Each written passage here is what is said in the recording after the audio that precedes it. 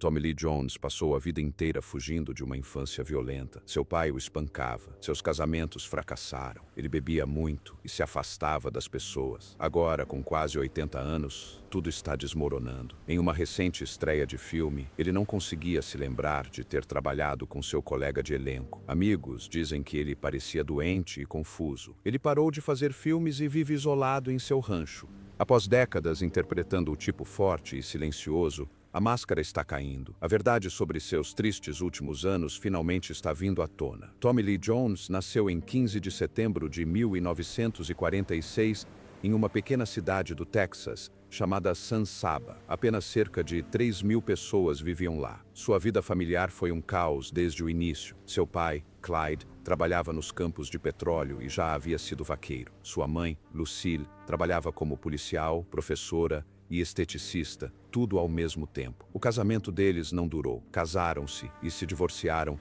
não uma, mas 2 vezes. As pessoas da cidade fofocavam sobre eles o tempo todo. Tommy via seus pais discutirem, se separarem e voltarem repetidamente. Cada vez que se separavam, a família se mudava. Nunca ficavam muito tempo no mesmo lugar. Os empregos de Clyde nos campos de petróleo tornavam as coisas ainda mais instáveis. Esses primeiros anos fizeram de Tommy uma pessoa reservada e séria. Mesmo criança, ele mantinha suas emoções reprimidas. Mas a situação em casa era muito pior do que aparentava. Seu pai tinha um temperamento violento. Quando Tommy ainda era pequeno, Clyde chegava em casa bêbado e exausto depois de turnos de 12 horas no calor. Se Tommy cometesse o menor erro, como sujar o trailer com lama, Clyde explodia. Ele o espancava violentamente. As surras pioraram no início da década de 1950, quando os preços do petróleo caíram e Clyde ficou 6 meses sem emprego. No parque de trailers em Midland, os vizinhos ouviam gritos e móveis quebrando tarde da noite. Tommy contou mais tarde que sua infância foi marcada por muitos abusos físicos.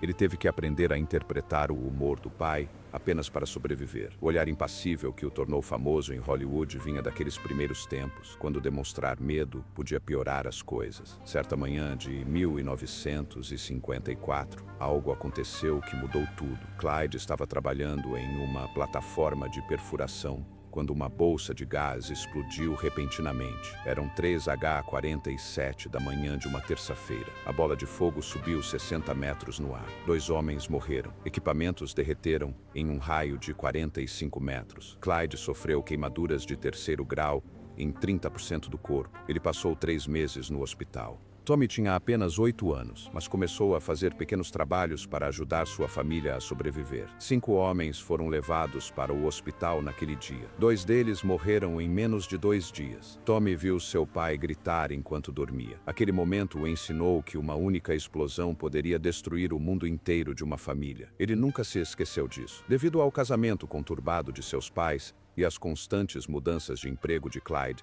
Tommy nunca permaneceu muito tempo em uma mesma escola. Quando completou 12 anos, já havia estudado em 7 escolas diferentes no Texas. Em cada nova cidade, Midland, Sabinal, Roton, ele tinha que recomeçar do zero. Suas notas caíram de A para C.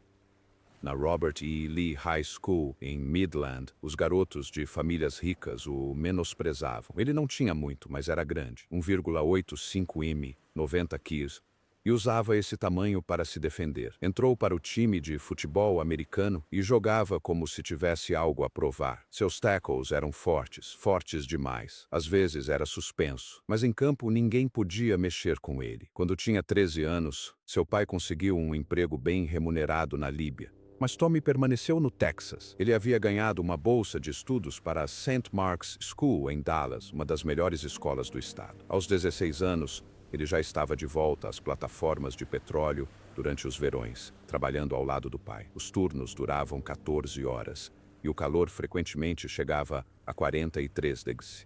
O trabalho era perigoso. Ele manuseava perfuratrizes pesadas, limpava produtos químicos e ficava perto de máquinas que podiam matar um homem instantaneamente. Em 1962, ele viu um operário perder 3 dedos bem na sua frente. Sangue espirrou por todo o chão da plataforma de perfuração. O socorro só chegou 45 minutos depois. Naquele verão, Tommy ganhava-se 3,5 por hora. Perdeu 11 quilos e ficou com calos que nunca desapareceram. Um dia, uma broca de 227 quilos se soltou e destruiu a plataforma bem ao lado dele. Quase o matou. Aqueles anos lhe ensinaram a dor, a disciplina e a perseverança. Ele nunca se esqueceu do cheiro de diesel, nem da sensação de quase morrer. Em 1965, Tommy Lee Jones entrou em Harvard com uma bolsa de estudos. Seu primeiro quarto foi no Mare Hall, B12. Do outro lado do corredor morava Al Gore, que mais tarde se tornaria vice-presidente.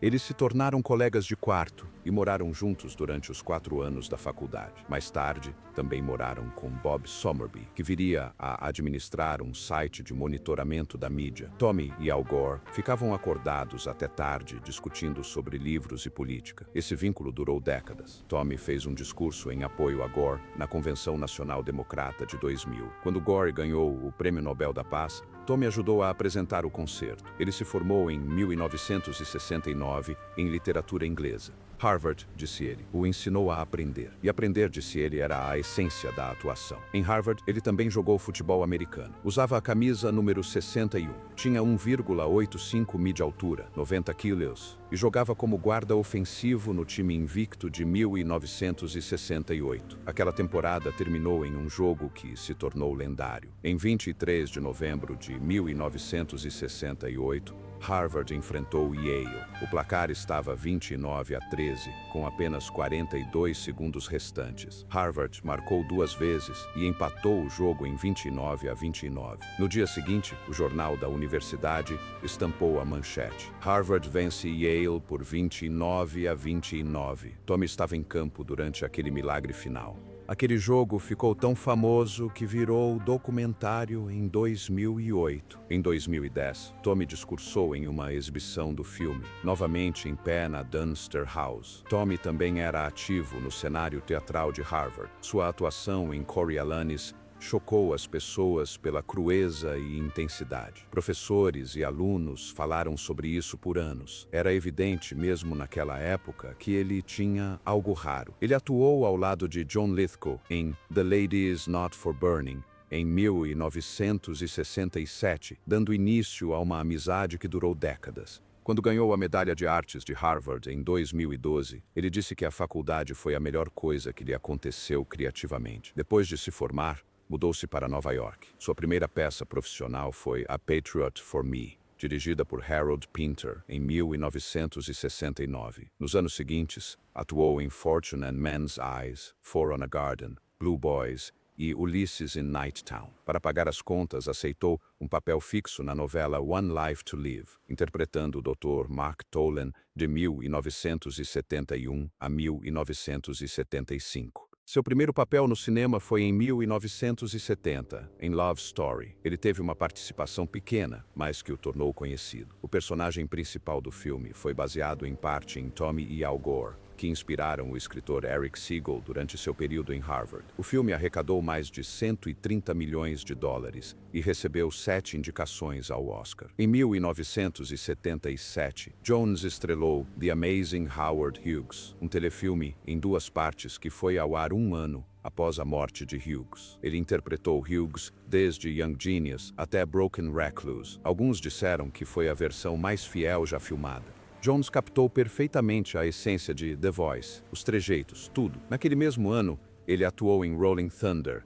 interpretando um veterano do Vietnã, quieto e ferido. Os críticos disseram que ele estava sensacional. Em 1978, estrelou Eyes of Laura Mars, como um detetive que persegue um assassino em um mundo de fotografia de moda violenta. O filme arrecadou 20 milhões de dólares e se tornou um clássico cult. Naquele mesmo ano, ele protagonizou The Betsy, interpretando um piloto de corrida que projeta um novo carro durante a crise energética. Mas o coração de Tommy nunca deixou o Texas. Ele construiu um rancho de polo em 22 hectares em San Saba, com 48 baias para cavalos, uma arena e uma pista de exercícios. Doou cavalos e dinheiro para o time de polo de Harvard por mais de 15 anos. Os estudantes que treinavam em seu rancho o chamavam de campo de treinamento. Ele também comprou uma fazenda de polo de 20 hectares na Flórida e a vendeu em 2013 por 2.675 milhões de dólares. Ele não se importava com glamour. Jogava polo em terrenos acidentados durante períodos de seca, porque era assim que os cowboys jogavam. Era assim que ele era. Quando Tommy Lee Jones interpretou Doolittle Lynn em A Filha do Coal Miner, em 1980,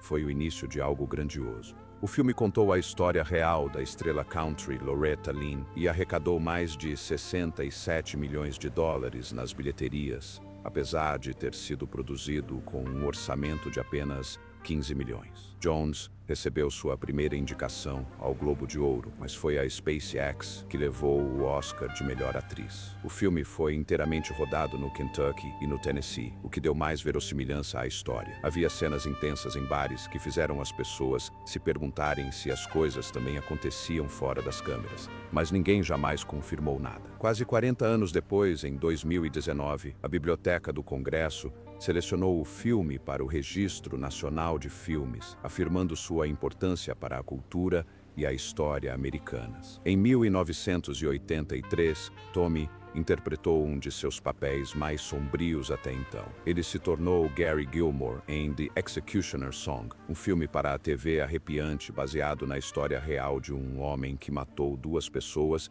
e insistiu em ser executado. Jones ganhou o Emmy por esse papel. O filme tinha 4 horas de duração e foi escrito por Norman Mailer, que também escreveu o livro. A equipe por trás do filme conversou com mais de 120 pessoas para garantir que cada detalhe estivesse correto. A atuação de Jones, imersa no método, foi tão intensa que alguns acreditaram que ele havia ido longe demais. Mas nunca houve provas de que ele tenha colocado sua saúde em risco durante as filmagens. Em 1986, ele assumiu o controle do Central Park no filme The Park is Mine. Ele interpretou um veterano do Vietnã que transformou o parque em uma zona de guerra para mostrar o quão mal os veteranos eram tratados. Seu amigo havia deixado para trás armas e planos antes de morrer.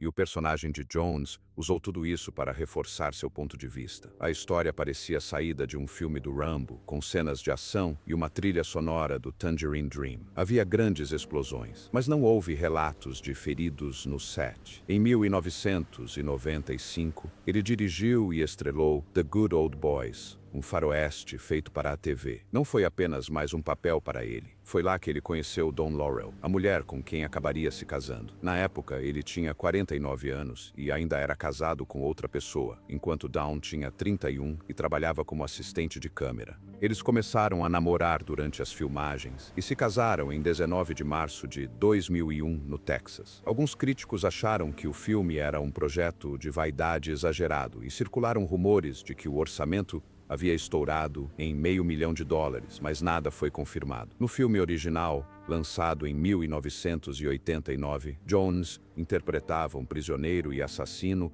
envolvido em uma trama da Guerra Fria. O momento foi inoportuno, pois apenas 3 meses depois, o Muro de Berlim caiu e, de repente, toda a premissa pareceu ultrapassada. Ele trabalhou ao lado de Gene Hackman e filmou cenas em condições adversas. Apesar de alguns relatarem que o clima era congelante e difícil, não houve relatos oficiais de ferimentos ou de que o treinamento linguístico o tenha levado ao limite. Sua grande vitória no Oscar veio em 1993 com O Fugitivo. Ele interpretou o delegado federal Samuel Gerard e venceu Leonardo DiCaprio e outros na categoria de melhor ator coadjuvante. O filme arrecadou quase 370 milhões no mundo todo, mas o mais chocante não foi sua atuação, e sim o que aconteceu com Harrison Ford. Ford rompeu o ligamento cruzado anterior durante uma perseguição na floresta e continuou filmando sem avisar ninguém. Ele chegou a ter uma hérnia de disco e mesmo assim fez suas próprias cenas de ação. Aquela famosa cena do salto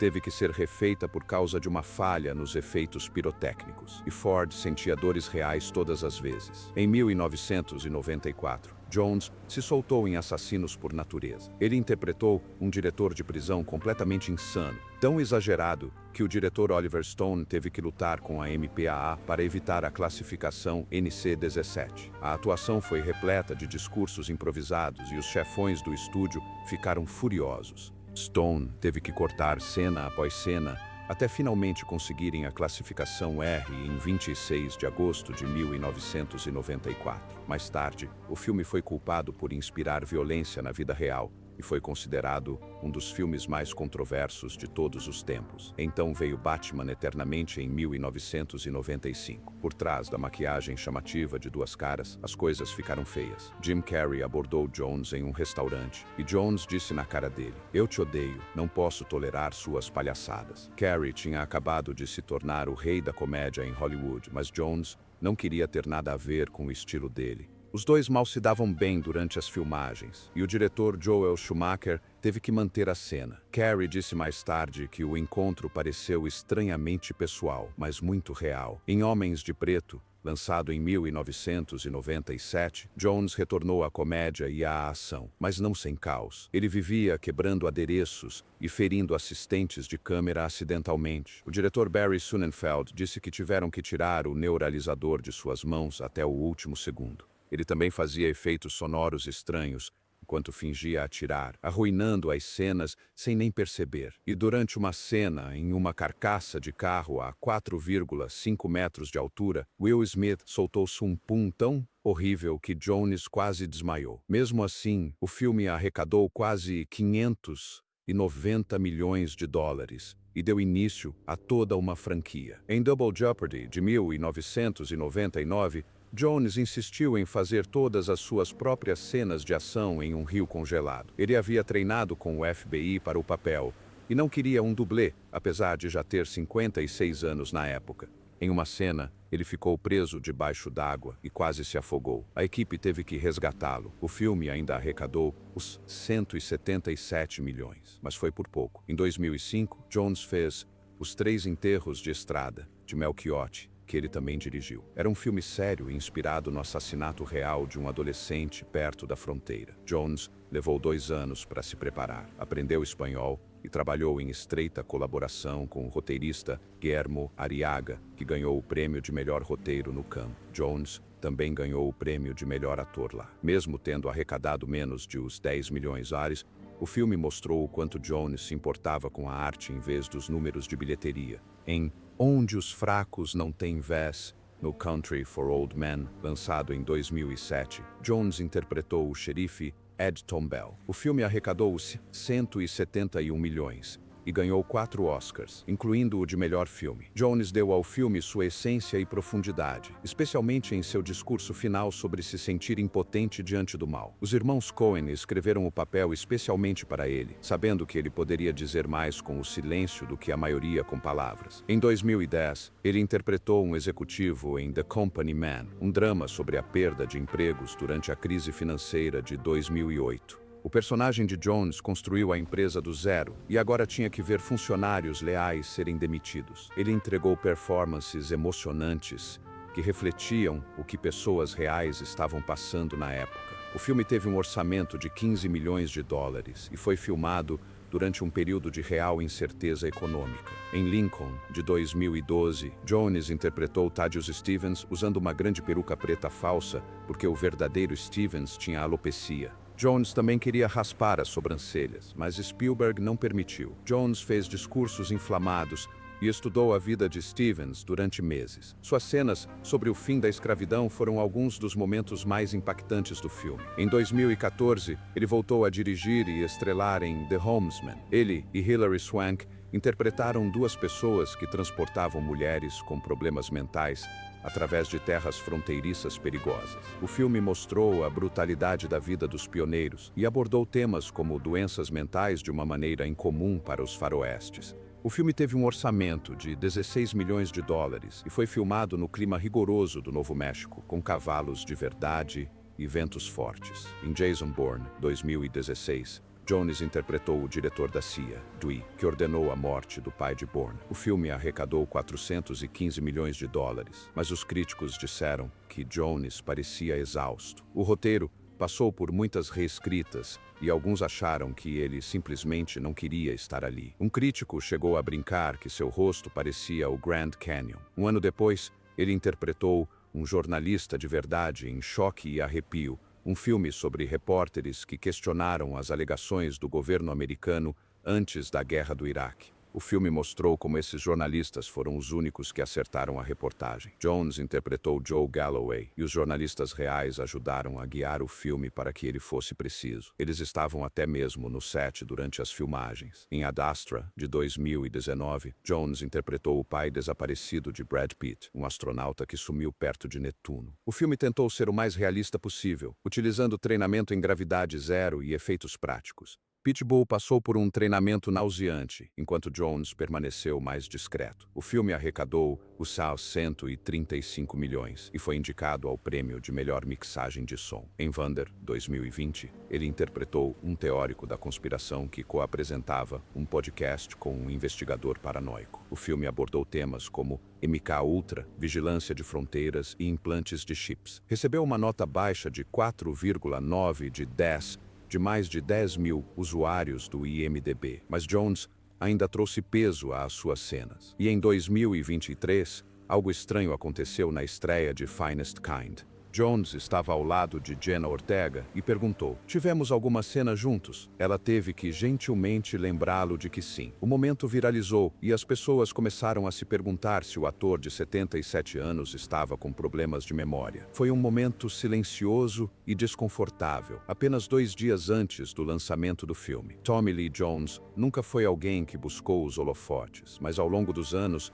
histórias começaram a surgir em torno dele. Algumas eram verdadeiras, outras eram meias-verdades sussurradas e outras ninguém conseguia confirmar. Um dos maiores rumores online era que ele teria recusado papéis em Pulp Fiction e Um Sonho de Liberdade, The Shawshank Redemption. Mas, ao investigar a fundo, não há provas concretas. Tom Hanks recusou Um Sonho de Liberdade porque estava ocupado com Forrest Gump, e Tim Robbins ficou com o papel. Pulp Fiction contou com atores como Michael Madsen e Lawrence Fishburne, que recusaram papéis importantes. Mas Tommy Lee Jones nunca esteve oficialmente ligado a nenhum dos 2 filmes, independentemente do que se diga na internet. Além disso, houve a alegação de que ele teria agredido um dublê no set de Under Siege e teve que fazer um acordo extrajudicial de US $100 mil.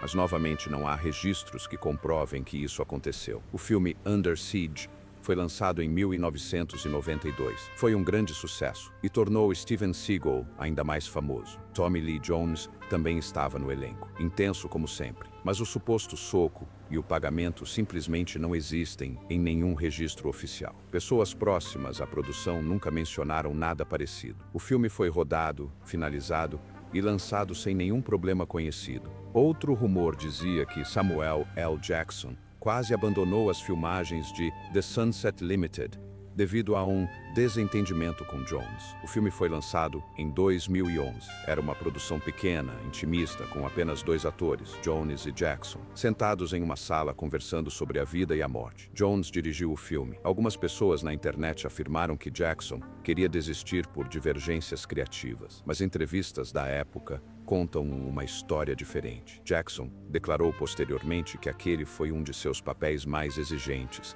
não por causa de qualquer drama, mas sim pelos profundos temas filosóficos do roteiro. Os 2 se respeitavam. Não houve desentendimentos nem brigas. Uma história estranha se espalhou sobre como Jones teria quebrado o braço jogando polo no início dos anos 2000 e atrasado as filmagens de Homens de Preto 2. Mas nada comprova isso. As filmagens começaram em junho de 2001 e o filme estreou nos cinemas em 2002. Os verdadeiros atrasos foram causados pelos ataques de 11 de setembro. Partes do filme tiveram que ser alteradas porque algumas cenas se passavam em Nova York. Isso não teve nada a ver com polo. Embora Jones tenha sofrido algumas lesões jogando polo, incluindo uma queda feia em 1998 que o deixou inconsciente, nenhuma dessas lesões atrasou seu trabalho em Homens de Preto. Mas uma história real veio do set de Lua Negra, A Ascensão, em 1986. Naquela época, Jones bebia muito. Linda Hamilton, que atuou ao lado dele, disse mais tarde que odiava trabalhar com ele por causa disso. Ela não se conteve. Disse que a bebida dele afetava tudo. Jones nunca falou publicamente sobre o que o levava a beber durante aqueles anos. Ele manteve essa parte da sua vida em segredo, mas as pessoas no set viam os efeitos. Ele tinha apenas 40 anos na época e ainda tentava consolidar sua carreira no cinema. Foi um momento difícil para ele, tanto pessoal quanto profissionalmente. A vida pessoal de Jones também teve seus altos e baixos. Ele se casou com Kate Lardner na véspera de Ano Novo de 1971. Ela era neta do famoso escritor Ring Lardner. Kate tinha 2 filhos de um casamento anterior e abdicou da própria carreira de atriz para apoiar Tommy. Mas em 1978, tudo desmoronou. Os documentos do divórcio, protocolados em 9 de fevereiro, alegavam que ele estava obcecado demais com o trabalho. Kate disse que ele quase não passava tempo com a família. O casamento durou pouco mais de 6 anos. Após a separação, Kate começou a reconstruir sua carreira e acabou se tornando editora de som no mundo do cinema. Ele se casou novamente em 1981, desta vez com Kimberly Coughlin, uma fotógrafa que conheceu durante as filmagens de Backroads. Eles tiveram 2 filhos. Austin nasceu em 1982 e Victoria em 1991. Mas durante as filmagens de O Fugitivo, em 1993, começaram a circular rumores. As pessoas cochichavam sobre um caso extraconjugal nos bastidores. As coisas pioraram no ano seguinte, durante as filmagens de Blue Sky, quando tabloides alegaram que ele havia se envolvido com Jessica Lange. Kimberly entrou com o pedido de divórcio em 1996.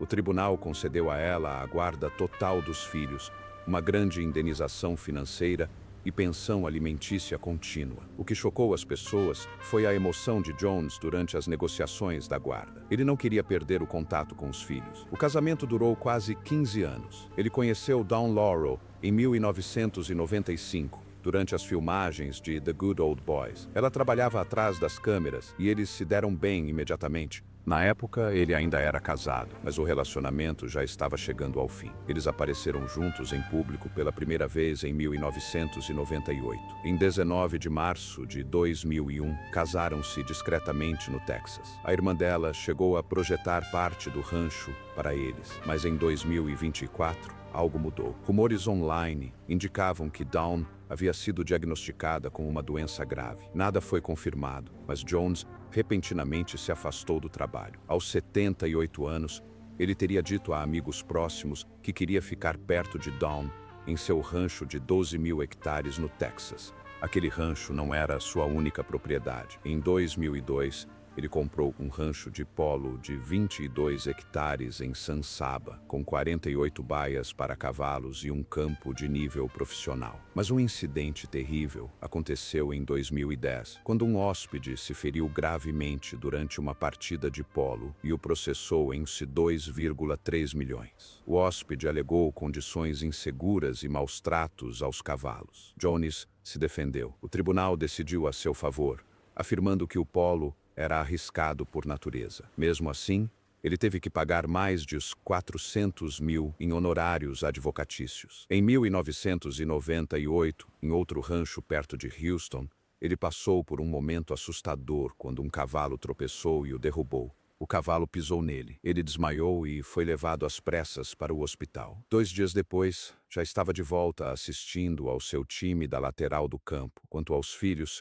ele os mantém longe dos holofotes. Austin atuou uma vez, interpretando um tocador de banjo no filme de Jones de 2014, The Homesman. Ele também trabalhou nos bastidores da trilha sonora. Depois disso, deixou a atuação e se dedicou totalmente à música. Seus álbuns Dead Calm, de 2022, e At the Polo Club, de 2023, foram lançados por uma pequena gravadora chamada Perpetual Doom.